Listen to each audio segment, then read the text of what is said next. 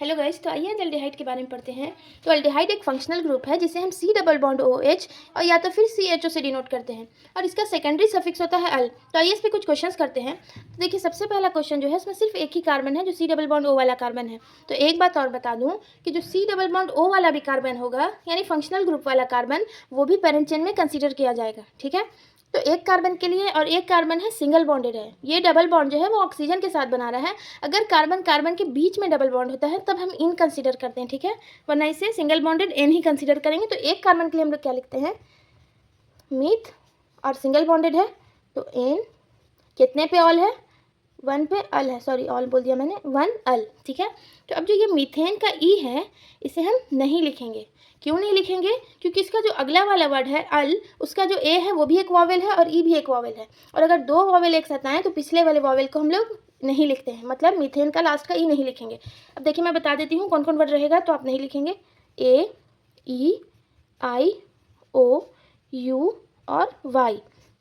कौन कौन है? ए, ई, आई, ओ, यू और वाई। ये लेटर्स में से कोई भी लेटर अगर रहे तो पिछले वाले लेटर को हटा देंगे। ठीक है, तो अगला क्वेश्चन देखिए। तो यहाँ पे कितने कार्बन है? 1, 2। तो पेरेंट चेन में क्या सिलेक्ट करेंगे? इन दोनों को सिलेक्ट करेंगे। काउंटिंग वहाँ से करेंगे जहाँ से फंक्शनल ग्रुप करीब है। तो 1, 2। दो कार्बन के लिए क्या लिखते हैं? ईथ, और सिंगल बॉन्डेड है तो एन, लास्ट का ही नहीं लिखेंगे। कितने पे अल है? 1 अल। या तो फिर इसको ऐसे भी लिख सकते हैं, इथेन 1 अल हो गया, या तो फिर इसे ऐसे भी लिख सकते हैं, इथेनल। देखिए इथेन अल, 1 लिखे ना लिखे बात बराबर है, और मीथेन में भी वही होगा। देखिए, या तो फिर इसे ऐसे भी लिख सकते हैं, मीथेनल। ठीक है, और एक बात और, ये मीथेनल का एक बहुत ही फेमस कॉमन नेम है जिसे हम क्या कहते हैं? फॉर्मल्डिहाइड। ये है इसका फेमस कॉमन नेम। और इथेनल का भी एक कॉमन नेम है बहुत ही फेमस, जिसका नाम क्या है? एसीटल्डिहाइड। एसीटल्डिहाइड, ये है इसका कॉमन नेम। ठीक है, अगला क्वेश्चन देखिए। तो यहाँ पे 3 कार्बन है, तो काउंटिंग वहाँ से करेंगे जहाँ से फंक्शनल ग्रुप करीब है। तो 1, 2, 3। ये क्या हो गया? ये हमारा पेरेंट चेन हो गया। अब 3 कार्बन के लिए हम लोग क्या यूज़ करते हैं? प्रोपेन, लास्ट का ही नहीं लिखेंगे। कितने पे अल? 1 पे अल, और इसको ऐसे भी लिख सकते हैं, प्रोपेनल। ठीक है, अब नेक्स्ट क्वेश्चन देखते हैं। यहाँ पे देखिए 1, 2, 3, 4 4 कार्बन है, तो 4 कार्बन को पेरेंट चेन में सेलेक्ट कर लेंगे। काउंटिंग वहाँ से करेंगे जहाँ से फंक्शनल ग्रुप करीब है। तो 1, 2, 3, 4। 4 कार्बन के लिए क्या लिखते हैं? ब्यूट। सारे कार्बन कार्बन के बीच में सिंगल बॉन्ड है तो एन, लास्ट का ई नहीं लिखेंगे क्योंकि अगला भी अल एक वॉवेल है। तो ब्यूट एन, कितने पे अल? 1 पे अल। या तो फिर इसको ऐसे भी लिख सकते हैं, ब्यूटेनल, जैसे यहाँ पे लिखा। ठीक है, लिख ही देती हूँ मैं, और ब्यूटेनल। ठीक है, नेक्स्ट क्वेश्चन देखिए।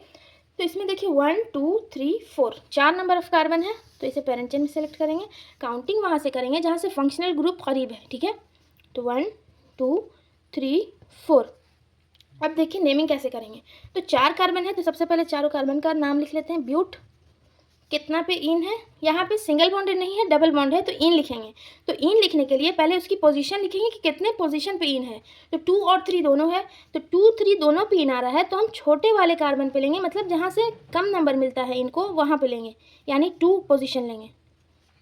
2 इन का भी लास्ट का ई नहीं लिखेंगे क्योंकि अल का ए भी एक वॉवेल है। तो ठीक है, ब्यूट 2 इन, कितने पे अल? 1 पे अल। या तो इसको ऐसे भी लिख सकते हैं, ब्यूट 2 इन अल। 1 पोजीशन लिखें या ना लिखें बात बराबर है, ये सिर्फ 1 के लिए है। 2, 3 पोजीशन होगा तो पूरी बात ऐसे लिखेंगे, ऐसे नहीं लिखेंगे। ठीक है, यहाँ पे देखिए कितने नंबर, यहाँ पे देखिए पेरेंट चेन किसको सेलेक्ट करेंगे, तो पहले काउंटिंग कर लेते हैं। 1, 2, 3, 4। पेरेंट चेन उसे सिलेक्ट करते हैं जो कंटिन्यूस लॉन्गेस्ट कार्बन चेन होती है। 1, 2, 3, 4, यहाँ से यहाँ 4 नंबर ऑफ कार्बन है, यहाँ से और एक कॉर्नर से दूसरे कॉर्नर तक होना चाहिए। ठीक है, तो 1, 2, 3, यहाँ पे 3 कार्बन है, यहाँ काउंटिंग करते हैं 1, 2, 3, 4।